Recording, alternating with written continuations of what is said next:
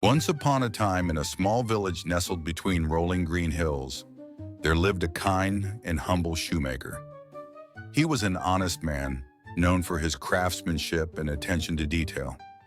Yet despite his skill, he had fallen on hard times. One evening, as the sun dipped below the horizon, the shoemaker sat at his worn wooden workbench, staring at the last piece of leather he owned. His hands, rough from years of work, traced the material as he sighed. "This is all I have left," he murmured. "Enough for just one pair of shoes. If they do not sell tomorrow, I do not know what will become of me."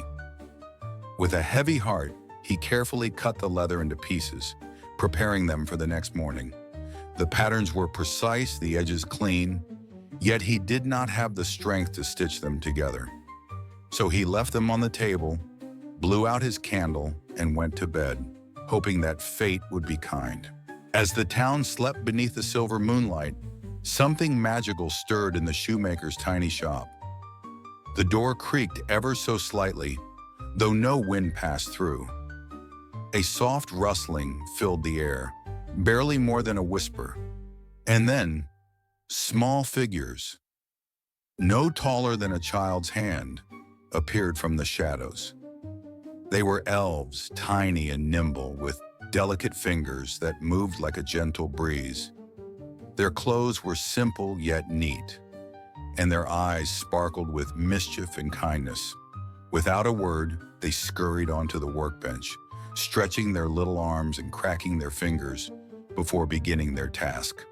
With astonishing speed and precision, they picked up the leather pieces and began to sew. Their tiny needles flashed in the moonlight, their stitches perfect and strong. One elf laced the shoes while another polished them until they gleamed like new. By the time the first rays of dawn peeked through the window, the work was done. Then, just as silently as they had come, the elves vanished into the morning mist, leaving behind the most beautiful pair of shoes the shoemaker had ever seen. When the shoemaker woke, he stretched, rubbed his eyes, and shuffled towards his workbench. And there, sitting where the scraps of leather had been, was a completed pair of shoes, flawless in every way.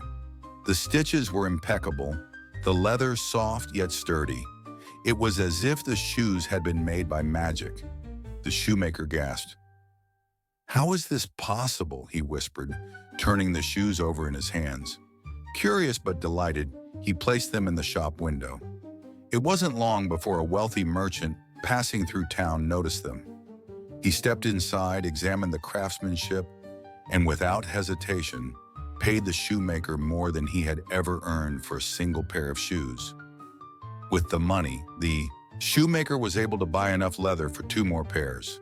That night, just as before, he carefully cut the leather into pieces and left them on the workbench. Then he went to bed, wondering if the miracle would happen again.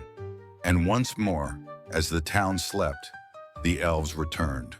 Their tiny hands worked swiftly, sewing, stitching, polishing.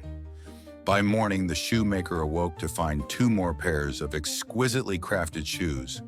Again, they sold quickly, and again the shoemaker was able to buy more leather. This magical cycle continued night after night, and soon the shoemaker's fortune changed. His tiny shop flourished. Customers from near and far came to buy his beautiful shoes. He was no longer struggling, no longer worrying about his next meal. Yet one question still lingered in his heart. Who were these mysterious helpers?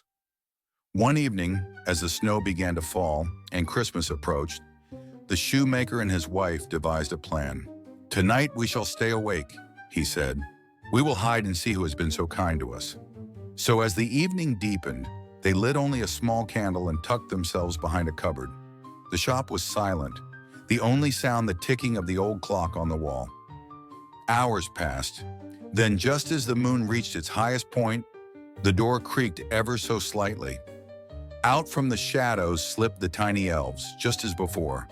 Their nimble hands moved with incredible speed, stitching and sewing, their faces bright with joy as they worked. The shoemaker and his wife watched in awe. But then, as the couple looked closer, they noticed something peculiar. The elves' clothes were thin and worn, their tiny feet bare against the cold floor.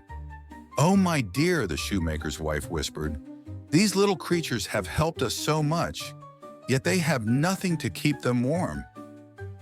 At once they knew what they must do. The next morning, the shoemaker and his wife worked together, not on shoes, but on something special. She sewed tiny coats, each carefully stitched with warmth and love. The shoemaker crafted the smallest yet finest leather boots, ensuring they were sturdy and warm. That evening, instead of leaving leather on the workbench, they carefully laid out the little garments and boots, along with a note that simply read, "For our kind friends, with gratitude and love."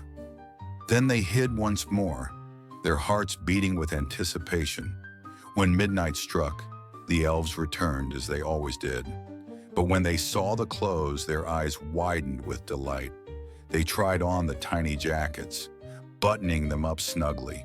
They slipped into the little boots, tapping their feet against the floor in glee. One elf twirled, another leaped into the air, and soon they were all dancing and laughing. Their joy was boundless. And then, as if knowing their work was done, the elves took one final look at the shop before disappearing into the night, never to return. Though the shoemaker never saw them again, he never forgot them, and neither did his heart, which remained full of gratitude. From that day forward, he continued to make shoes with the same care and precision the elves had shown, and his kindness and generosity made his shop a cherished place in the village. And so the shoemaker and his wife lived happily ever after, always remembering the tiny hands that had once lifted them from despair and the magic of giving back.